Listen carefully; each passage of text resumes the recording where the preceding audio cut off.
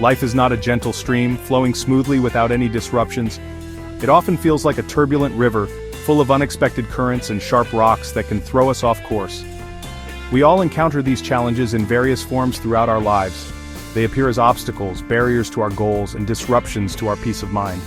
No one is exempt from this universal truth. These difficulties are an integral part of the human experience. They test us, challenge our limits, and push us to our breaking points. But what if these obstacles are not what they seem? What if they hold a different meaning, a hidden purpose that we have yet to uncover?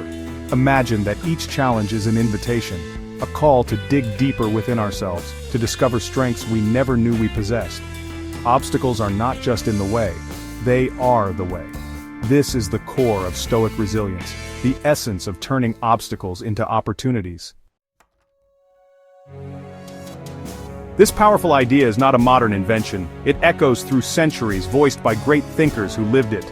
These Stoic philosophers faced trials we can scarcely imagine. Empire-shaking wars, deadly plagues, political exile, personal betrayal. Yet they did not just endure, they found meaning, they found strength, they found a path through the chaos. Marcus Aurelius was one such master. He ruled the Roman Empire, not from a peaceful palace, but often from the battlefield. In his private journal, later known as, he wrote, "The impediment to action advances action. What stands in the way becomes the way." Seneca, another towering figure of Stoicism, was a renowned playwright and statesman. He advised Emperor Nero. He amassed great wealth, but he also faced political ruin. He was banished to a remote island.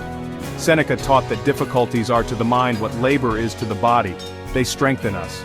He wrote, "A gem cannot be polished without friction, nor a man perfected without trials."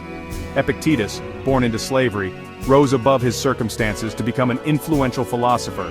His teachings emphasize a crucial distinction. Some things are within our control, many things are not. We cannot control events, but we control our judgments, our responses, our will. The Stoics were not just thinkers, they were intensely practical. They developed a system, a compass for navigating life's storms. This system is built on three core disciplines: perception, action, and will. Each plays a distinct role. Together, they form a powerful approach to any challenge. First comes perception. This is how we see things, how we interpret the events around us. It is about maintaining objectivity, about controlling our judgments. Clear perception is the starting point. It calms the mind, it allows for rational thought. Next is action. Perception alone is not enough. We must act. Action is the discipline of doing, of taking the steps necessary to move through the obstacle. This requires courage, creativity, and persistence. Finally, there is will. This is our inner strength, our resilience, our ability to endure what we cannot change. Will is about fortitude, preserving our inner peace, our integrity, regardless of external circumstances. This is the unshakable core. Section 4. The lens of clarity, mastering your perception. Our perception is the lens through which we view the world. It colors everything we experience. This is the first discipline, and arguably the most critical, because how we see an obstacle determines how we will respond to it. An event itself is neutral. It is neither good nor bad. Our judgment, our interpretation, is what assigns it value. When faced with a setback, our initial reaction might be emotional, fear, anger, despair. These are natural. But the Stoics teach us to pause, to step back, to examine our perceptions. Are we seeing the situation clearly, or are we letting our emotions distort our view? Reframing an obstacle is a powerful technique. It is not about denying reality. It is about finding the objective truth within the situation. By controlling our perceptions, we reclaim our power. We stop being victims of circumstance. We become active agents in our own lives. Section 5. The engine of progress. Embracing disciplined action. Once we have adjusted our perception, we must move. The second Stoic discipline is action. Clear seeing is vital, but without doing, nothing changes. Action is the engine of progress. It is how we engage with the obstacle. The Stoics were men of action. They believed in practical application, not just philosophical contemplation.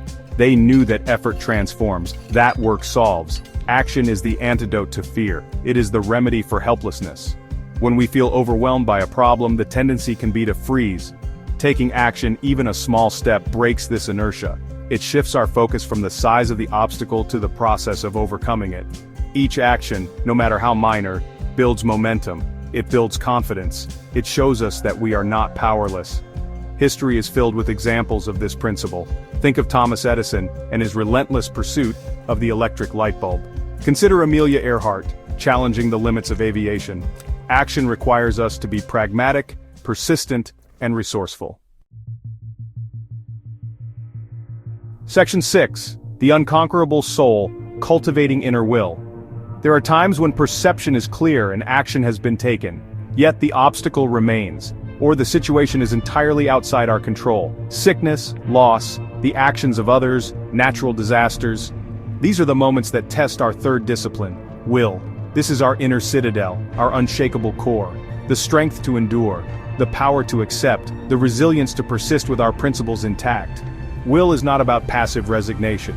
It is about active acceptance. It is about recognizing what we cannot change and choosing to meet it with courage. Marcus Aurelius wrote about this inner strength, urging himself to be like the rock against which the waves constantly crash. Cultivating this inner will means understanding what truly belongs to us, our thoughts, judgments, choices, and responses. We cannot command the storm to cease, but we can command ourselves. This inner fortitude allows us to endure hardship without bitterness and to find meaning even in suffering. Section 7. The obstacle becomes the way. Stoicism in modern life and your path forward. These Stoic principles are not relics of a bygone era. They are profoundly relevant today. In our fast-paced, often chaotic modern world, we all face obstacles. In our careers, our relationships, our health, our personal growth.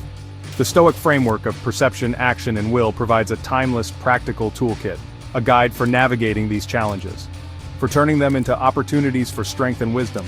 Consider a common modern obstacle, losing a job. The initial perception might be fear, panic, a sense of failure.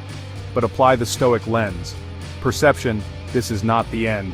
It is a change, an opportunity to reassess. Action, update your resume, network actively, explore different industries, will endure the uncertainty with patience, maintain your self-respect. This approach transforms a crisis into a catalyst. Think about facing a health issue, a difficult diagnosis. Perception, this is a challenge, yes, but also a call to prioritize well-being. Action, follow medical advice diligently, adopt healthier habits, will face treatments and uncertainty with courage, maintain hope. The path forward is clear. Life will always present obstacles. This is not a curse. It is a guarantee and a gift. These challenges are not meant to destroy us.